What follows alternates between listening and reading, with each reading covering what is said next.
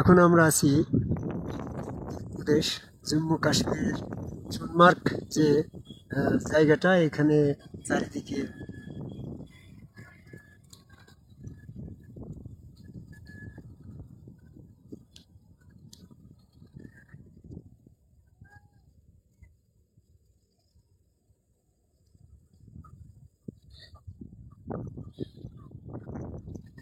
এখানে এসে আমি দেখছি আমাদের চীন দেশের বর্ডার পিছনে অল্প সময়ের পরে শুধু বাংলাদেশ থেকে ভারতে এসে কলকাতার থেকে প্রায় 2000-2500 কিলো দূরে আমরা দাঁড়িয়ে আছি।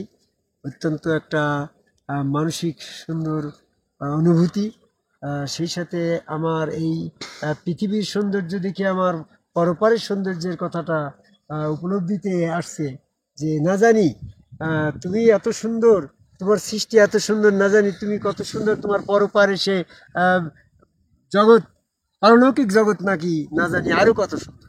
সেই পারলৌকিক জগতে যাওয়ার ব্যাপারে মানুষের এই দুনিয়াতে কিছু সংগ্রহ করে যেতে হবে। আর দুনিয়া মাজরাতুল আখেরাত, এই দুনিয়া হচ্ছে আখেরাতের ফসল। আমরা যদি এখান থেকে আখেরাত অর্জন করে না যাই, তাহলে সেখানে গিয়ে কিন্তু সৌন্দর্যের বিপরীতে, শান্তির বিপরীতে মহাশাস্তি, আমরা শাস্তিতে পতিত হব। এই জন্য আমাদেরকে এখন এই পৃথিবীতে আমরা সেই সৌন্দর্য উপভোগ করার জন্য, আখেরাতে শান্তি পাওয়ার জন্য আমাদের কি করণীয়? পবিত্র কোরআন গবেষক হিসাবে এই জম্মু কাশ্মীরের সোনমার্গ এই প্লেসে এসে আমি পৃথিবীর সকল মানুষকে শুধু এই কথাটাই জানাতে চাই। আল্লাহ সূরা ফাতিহার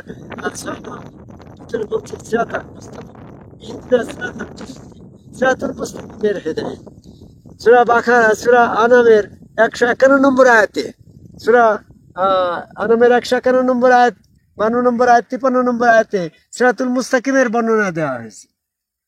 তো সেক্ষেত্রে প্রথমেই বলা হয়েছে যে যিনি শিরক থেকে মুক্ত থাকলো তিনি সিরাতুল মুস্তাকিমের পথে থাকলো। জি, তাহলে শিরক থেকে মুক্ত থাকার উপায় কি? তাহলে আমাকে চিনতে হবে শিরক কি, না হলে আমি শিরক থেকে মুক্ত থাকবো কিভাবে? পাপ কি, যদি আমি পাপই না জানি তাহলে পাপ থেকে মুক্ত থাকার উপায় কি, আমি এটা বুঝবো কি?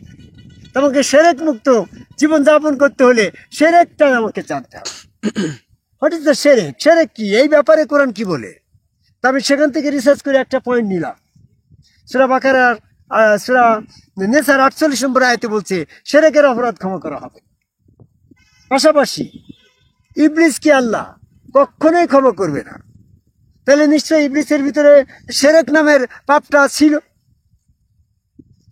জি, বোঝার চেষ্টা করো। জি মাসুম, আমি শিরক কি এটা বের করার চেষ্টা করছি। সেটা হচ্ছে শিরকের অপরাধ ক্ষমা করা হবে না, সূরা নেসার 48 নম্বর আয়াতে বলছে।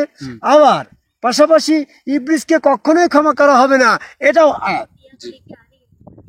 তো সেক্ষেত্রে দেখা গেল কি শিরকের, নিশ্চয় শিরকের যে অপরাধ ছিল সেই অপরাধটা ইবলিসের ভিতরে ছিল।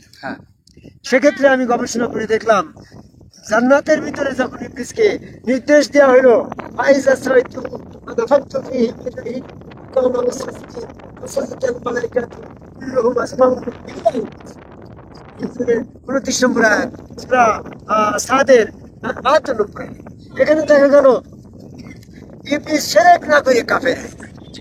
সেই শিরকটা কি ছিল? আদম কবাই আল্লাহকে সেজদা করা ছিল সিরাতুল মুস্তাকিম। আদম কবাই আল্লাহকে সেজদা না করাই ছিল শিরক। এখান থেকে স্যাটিসফাইড হয়ে গেল না? সূরা আয়াতে বলছে কালা হাযা সিরাতুল আলাইয়া মুস্তাকিম, ইহাই সিরাতুল মুস্তাকিম, এই আদম সেজদা সিরাতুল মুস্তাকিম। ইবলিসকে আল্লাহ জানিয়ে দিল এইটাই আল্লাহ পর্যন্ত পৌঁছানোর পথ।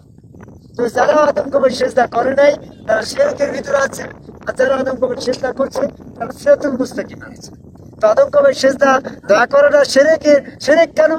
আল্লাহ নিজ রূপে নিজ স্রোতে নিজে আদমকে তৈরি করে সেখানে নিজে অবস্থান করে সেজদা দিতে বলায় এটাও প্রমাণ হয়েছে। এইখানে যারা আল্লাহকে স্বীকার করে না নিল তারা আদমকে আল্লাহর সাথে শিরক সাব্যস্ত করল। আদমকে আল্লাহর সাথে শিরক সাব্যস্ত করলো না তারাই যারা আদম রূপে আল্লাহকে সেজদা করে। মানুষ রূপে আল্লাহ, রসুল রূপে আল্লাহকে, রসুলের হাত আল্লাহর হাত বিশ্বাস করে ওখানে সেজদা করাটা হচ্ছে শিরক মুক্তির উপায়। আর রসুলের হাত আল্লাহর হাত বিশ্বাস করে সেখানে সেজদা না করা, আদমের হাত আল্লাহর হাত এইটা বিশ্বাস করে সেজদা না করা, আদমের সাথে আল্লাহ পাকে শিরক করা শামিল হয়ে যায়। দিস ইজ দ্য শিরক। এই শিরক যারা করলো তাদেরকে আল্লাহ ক্ষমা করবে না। আমি পৃথিবীর সকল মানুষকে আদম সেজদাকারী একজন সম্পূর্ণ রসুলের কাছে সেজদা করে শিরক থেকে মুক্ত রেখে জান্নাতের পরপরে সেই শান্তি আহ্বান করার আহ্বান করার কথা।